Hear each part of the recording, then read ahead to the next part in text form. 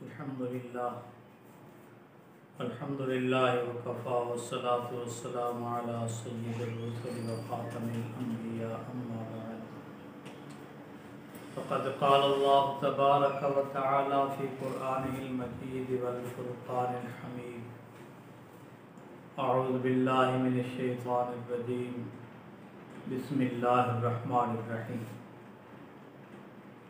یا ایہا الذین آمنوا آمنوا باللہ ورسولہ صدق اللہ العظیم وصدق رسولہ النبی الکریم ونحن علی ذلک لمن الشاہدین والشاکرین والحمد للہ رب العالمین اللہم صلی علی محمد وعلی آل محمد کما صلیت علی ابراہیم وعلی آل ابراہیم انک حمید مجید اللہم بارک علی محمد وعلی آل محمد کما بارکت علی ابراہیم وعلی آل ابراہیم انک حمید مجید۔ دوستو، بزرگو، اللہ رب العزت کا بہت بڑا احسان اور شکر عظیم کہ اس ذات نے ہمیں چند لمحات اپنی یاد میں بیٹھنے کی توفیق بخشی۔ اللہ رب العزت ہم سب کی اس حاضری کو قبول فرمائیں اور اس حاضری کو اللہ رب العزت ہم سب کے لیے ذریعہ نجات بنا دیں۔ یہ جو آیات مبارکہ تلاوت کی گئی، آیات کا کچھ حصہ، یہ ہمیں بہت بڑا ایک سبق ہے جس میں ایمان والوں کو خطاب ہے۔ اللہ رب العزت کا ارشاد گرامی ہے، یا ایھا الذین آمنوا آمنوا باللہ ورسولہ، اے ایمان والے تم ایمان لے آؤ اللہ اور اس کے رسول کے اوپر۔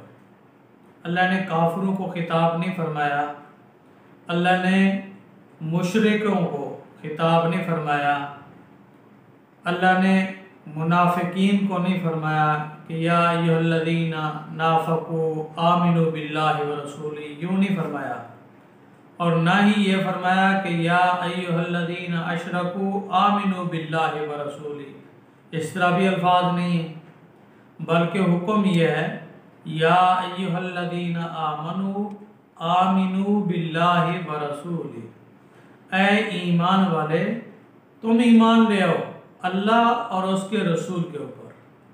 اس کا مطلب علماء نے یہ لکھا کہ جیسے تم ظاہری طور پر کلمہ پڑھتے ہو، لا الہ الا اللہ محمد رسول اللہ کہتے ہو، یہ اب تم اسلام میں داخل ہو چکے ہو۔ اب داخلے کے بعد اس اسلام اور ایمان کی تکمیل کے لیے تمہیں کچھ کرنا ہے، جس کو دوسرے الفاظ میں علماء بھی پڑھاتے ہیں کہ اقرار باللسان و تصدیق بالقلب، یعنی زبان سے اقرار کرو اور دل سے اس کی تصدیق بھی کرو، یعنی جو بھی عمل تم کر رہے ہو وہ تمہارے دل تک پہنچے۔ دل تک جب تک عمل نہیں پہنچتا تمہارے اعمال میں جان نہیں آتی۔ جان اعمال میں اس وقت پڑتی ہے جیسے ظاہری طور پہ انسان جسم اور روح کا مجسمہ ہے، جسم بھی اور اس میں روح بھی ہو، ایسے ہی ہمارے اعمال میں ایک ظاہری جسم ہے اور دوسرا اس میں روح بھی ہے، باطنی طور پہ جان بھی ہے جس کو کہتے ہیں، اور وہ جان ہوتی ہے کہ اللہ اور اس کے رسول کے صحیح معنی تابعداری اور محبت سے کوئی کام کرنا۔ جیسے ہم ظاہری طور پہ نماز پڑھتے ہیں، ظاہر میں ہم نماز میں ہوتے ہیں اور باطن میں ہم کبھی دکان میں، کبھی گھر میں، کبھی کاروبار میں، کبھی دوستوں کی محفل میں، کبھی کہیں کبھی کہیں۔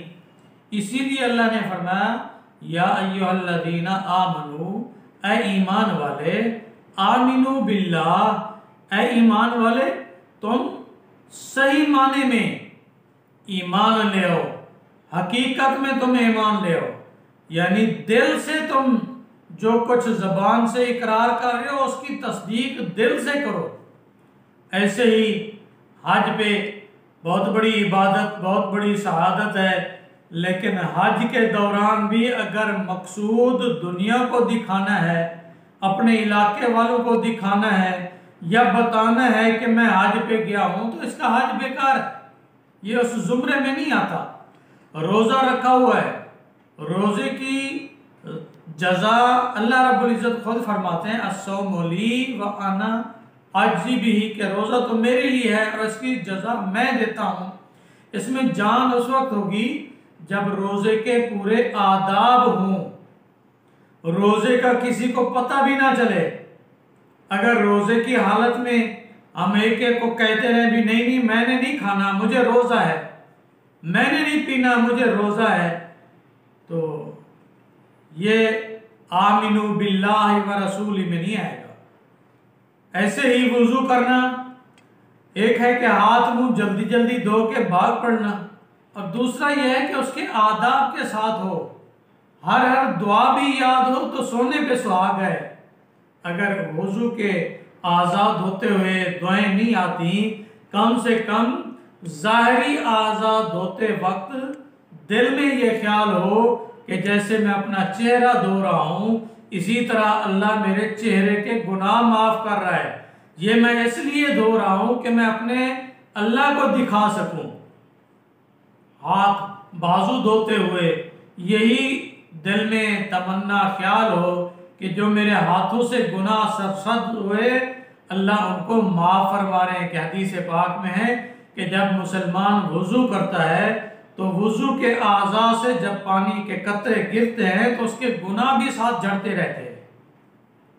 گھر سے نکلتے وقت یہ نیت نہ ہو کہ مجھے کوئی دیکھ رہا ہے کہ میں مسجد کی طرف جا رہا ہوں، اللہ کی طرف جاتے ہوئے قدم اس کے لڑکھڑاتے ہوئے جائیں کہ میں احکم الحاکمین کے دربار میں جا رہا ہوں، پتہ نہیں میری پیشی، میری حاضری، میری یہ کیفیت کس حال میں ہوگی، کیا یہ قبولیت پائے گی یا نہیں۔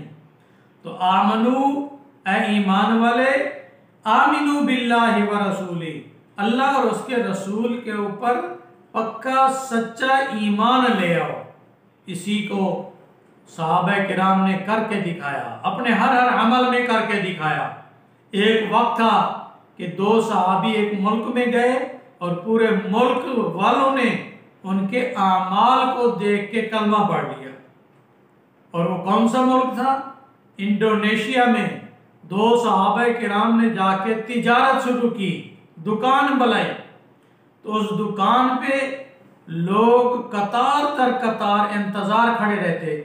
وہ صحابی 5 وقت کے لیے اپنی دکان بند کر دیتے تھے، جمعہ کے دن دکان بند ہوتی تھی، لیکن وہاں کے رہنے والے اور دکانوں کی بجائے ان صحابہ کرام کی دکان پہ سودا سلف لیتے تھے۔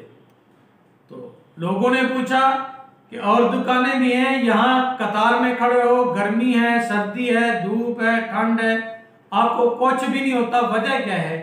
تو ان لوگوں نے بتایا کہ ان کے ہاں معاملات کی صفائی ہے، معاملات اچھے ہیں۔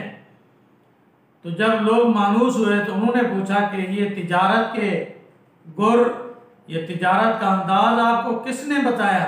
تو ان صحابہ کرام نے جواباً بتایا کہ ہم مسلمان ہیں، الحمدللہ ہمیں نبی علیہ السلام نے یہ طریقے سکھائے ہیں۔ تو جب ان لوگوں نے سوچا کہ مسلمان اگر اتنا صاف ہیں اور معاملات میں صفائی رکھتے ہیں تو کیوں نہ ہم بھی مسلمان ہو جائیں، تو تمام ملک کے لوگ ان دو صحابہ کرام کے معاملات کو دیکھ کے، تجارت کو دیکھ کے مسلمان ہو گئے۔ آج ہم اپنے اندر بھی جھانک کے دیکھیں کہ ہمارا کیا معاملہ ہے۔ لوگ متنفر ہو جاتے ہیں دین والوں سے، علماء سے، صلحاء سے کیوں متنفر ہیں؟ ایک تو شیطان پیچھے لگا ہوا ہے، دوسرا نفس نے بھی بگاڑا ہوا ہے، اور تیسری چیز ہمارے معاملات میں کچھ خامیاں، کچھ کمیاں ہیں۔ تو جب ہم اللہ کی اس آیات پہ عمل کرنے لگ جائیں گے، یا ایھا الذین آمنوا آمنوا باللہ ورسولہ، اے ایمان والے اللہ اور اس کے رسول کے اوپر پکا سچا ایمان لے آؤ۔ جب ہمارا ایمان مضبوط ہوگا تو ہمارے اعمال میں بھی پختگی ہوگی، اعمال میں بھی صفائی ہوگی۔ اعمال کی صفائی کے لیے ہمیں محنت کی ضرورت ہے۔ جب محنت کریں گے، اور وہ محنت اللہ والوں کی صحبت میں ہوتی ہے۔ انسان کی صحبت سے بنتا ہے۔ صحبت صالح ترا صالح کند، صحبت طالح ترا طالح کند۔ اچھوں کی صحبت انسان کو اچھا بنا دیتی ہے، برے لوگوں کی صحبت انسان کو برا بنا دیتی ہے۔ اس لیے صحبت میں انسان کو سوچنا چاہیے، دیکھنا چاہیے کہ میرا اٹھنا بیٹھنا، بولنا، دیکھنا، سننا کن لوگوں کے ساتھ ہے۔ اگر اچھی باتیں ہیں تو الحمدللہ دوسروں کو بھی دعوت دیں، دوسروں کو بھی تلقین کریں کہ بھائی فلاں جگہ اللہ والے رہتے ہیں، چند لمحات ہم ان کی صحبت میں بیٹھیں گے، ہو سکتا ہے یہ بیٹھنا ہماری نجات کا ذریعہ بن جائے، ہو سکتا ہے ان کی کوئی نصیحت ہمارے پلے پڑ جائے، ہو سکتا ہے ان کی دعاؤں سے ہماری مشکلات حل ہو جائیں۔